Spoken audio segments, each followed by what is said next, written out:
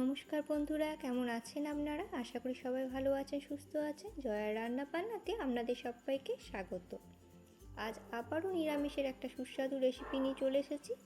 এটা নতুন কোনো রেসিপি নয়, বহু পুরানো দিনেরই একটা রান্না। খেতে কিন্তু খুবই সুস্বাদু হয়, খুব কম উপকরণ দিয়ে কিন্তু তৈরি হয়ে যায়।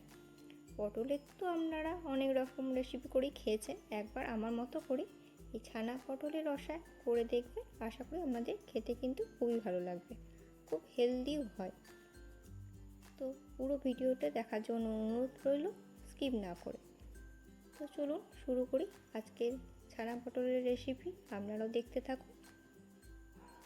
তো দেখুন, এই ছানা পটলের রেসিপির জন্য আমি 300 গ্রাম পটল নিয়ে নিয়েছি। পটলের ছাল ছাড়িয়ে মাঝখানে কেটে এরকম দুভাগ করে কেটে নিয়েছি। আপনারা চাইলে অন্যরকমভাব শেপেও কাটতে পারেন।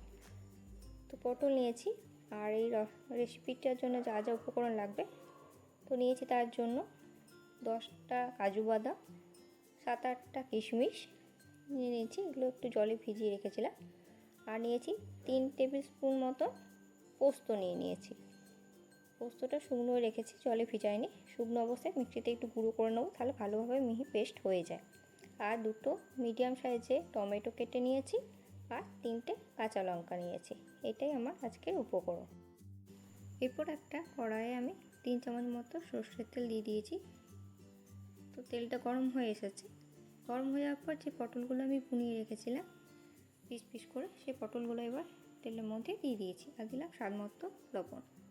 ওই 3-4 মিনিট মতন ভাজবো আমি পটলগুলো। তো দেখুন, পটলগুলো লাল করে ভাজা হয়ে গেছে। আর পটল ভাজার সময় হলুদ দেবে না, তাহলে পটলগুলো কিন্তু কালো হয়ে যায় ভাজলে। তো লাল করে যেহেতু পটলগুলো আমার ভাজা হয়ে গেল, তো এরপর সব পটলগুলো এক এক করে আমি তেল থেকে এরকম করে তেল ঝরিয়ে তুলে নেব। পটলগুলো তুলে নেওয়ার পরে একটা ছোটো বাটিতে আমি 1/2 কাপ মতো দুধ গরম হতে বসিয়েছিলাম। তো দুধটা একটু গরম হয়ে যাওয়ার পর সেই দুধের মধ্যে যে পটলগুলো আমি ভেজেছি সেই পটলগুলো দিয়ে দিলাম। এরপর এটা একটু নাড়াচাড়া করব দুধের মধ্যে। কিছু দেবো না, শুধু দুধের মধ্যে একটু ফুটাবো দুধ দিয়ে। তো দুধ দিয়ে দেখুন অনেকটা ভালোভাবে ফুটে গেছে একদম। এবার গ্যাসের ফ্লেমটা আমি অফ করে দিলাম। এরপর পটল ভেজে তুলে নেওয়ার পর যে তেলটা অবশিষ্ট ছিল, সেই তেলের মধ্যে একটা তেজপাতা, একটা শুকনো লঙ্কা কুচি করে দিলাম। আর 1/2 টেবিল স্পুন দিলাম পাঁচফোড়ন। এটাই ফোড়ন হিসেবে ব্যবহার করছি। ফোড়নটা ভাজা হয়ে গেল। ফোড়নটা ভাজা হয়ে যাওয়ার পর টমেটো, কাঁচা লঙ্কা, কাজু, কিশমিশ যেটা আমি আগেই দেখিয়েছিলাম যে মশলা করব, সেটা মিহি করে পেস্ট করে নিয়েছিলাম মিক্সিতে। সেই মশলাটাই প্রায় তেলের মধ্যে দিয়ে দিলাম। এটাতে কিছু গুঁড়ো মশলা দেবো। দিলাম 1/2 টেবিল স্পুন মতো হলুদ গুঁড়ো আর 1/2 টেবিল স্পুন জিরে গুঁড়ো। তো এটা একটু ভালো করে আমি একটু মশলাটা নাড়াচাড়া করে একটু ভাজা করে নিই। তো মশলাটা একটু 2-3 মিনিট ভাজা হয়ে যাওয়ার পর এর মধ্যে দিয়ে দিচ্ছি স্বাদ মতো লবণ দিলাম। যেহেতু পটল ভাজার সময় লবণ দিয়েছিলাম, তাই স্বাদ মতনই লবণ দিলাম। আর দিলাম 1/2 টেবিল স্পুন চিনি। তো নুন চিনি দেওয়ার পর মশলাটা 2-3 মিনিট মতো আরেকটু ভালো করে আমি নাড়াচাড়া করে একটু ভাজা করে নেবো, যতক্ষণ না মশলা থেকে আপনা আপনি তেল ছেড়ে বেরিয়ে আসছে। তো মশলা থেকে তেল ছেড়ে বেরিয়ে এসেছে দেখুন। তো মশলাটা আমার ভাজা হয়ে গেছে। এরপর এর মধ্যে দিয়ে দিলাম পোস্ত বাটাটা। পোস্ত আমি দেখিয়েছিলাম যে পোস্ত বাটা দেবো, সেই পোস্তটা মিহি করে পেস্ট করে নিয়েছিলাম মিক্সিতে। তারপর সেই পোস্ত বাটাটা আমি এর মধ্যে দিয়ে দিলাম। এরপর একটু ভালো নাড়াচাড়া করলাম। নাড়াচাড়া করার পর দুধ দিয়ে পটলগুলো ফুটিয়েছিলাম, সেই দুধ আর পটল একসাথেই আমি এর মধ্যে মশলাটার মধ্যে দিয়ে দিলাম। আর দিলাম 1 কাপ মতো জল দিয়ে পটল আর সব মশলা যাতে পটলের সাথে ভালোভাবে লেগে যায়, একটু ভালো করে ওই 1-2 মিনিট মতো একটু নাড়াচাড়া আমি করে নিলাম। একটু নাড়াচাড়া হয়ে যায়, একটু ফুটুক। এরপর যেহেতু এটা ছানা পটলের রসা, তো ছানা তো লাগবেই।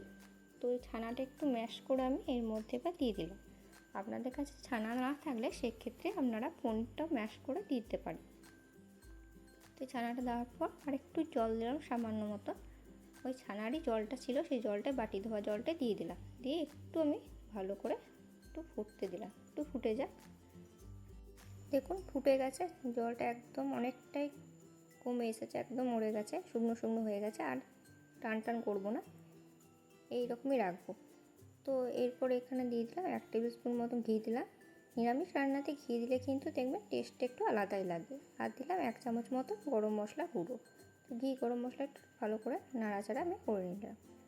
তো আপনারা এটা গরম ভাতের সঙ্গেও খেতে পারেন বা রুটি পরোটা যার সাথে ইচ্ছা খেতে পারেন। আপনারা যদি আর একটু ঝোলটা টান টান করতে চান সেক্ষেত্রে আর একটু ঝোলটা বেড়ে নিতে পারেন। আমি একটু এরকমই ঝোল রাখবো, খুব শুকনো করবো না। দেখতে দেখুন কত লোভনীয় লাগছে না, খেতেও কিন্তু অসম্ভব সুন্দর হয়, খুবই ভালো লাগে খেতে। আপনারা অবশ্যই আমার মতো করে বাড়িতে একবার ট্রাই করবেন, আশা করি আপনাদেরও কিন্তু খুবই ভালো লাগবে, খুব তাড়াতাড়ি হয়ে যায়। আর এই আজকের রেসিপিটা আপনাদের যদি ভালো লাগে তো অতি অবশ্যই আমাকে একটা লাইক করে দেবেন আর কমেন্ট করে জানাবেন আজকে আমার এই রেসিপিটা আপনাদের কেমন লাগলো। আর যারা আমার চ্যানেলটি সাবস্ক্রাইব করেনি তাদেরকে আমার চ্যানেলটা সাবস্ক্রাইব করার জন্য অনুরোধ করব। তো একদম তো আমার রেডি, চলুন এটা স্টার্ট করে দিই।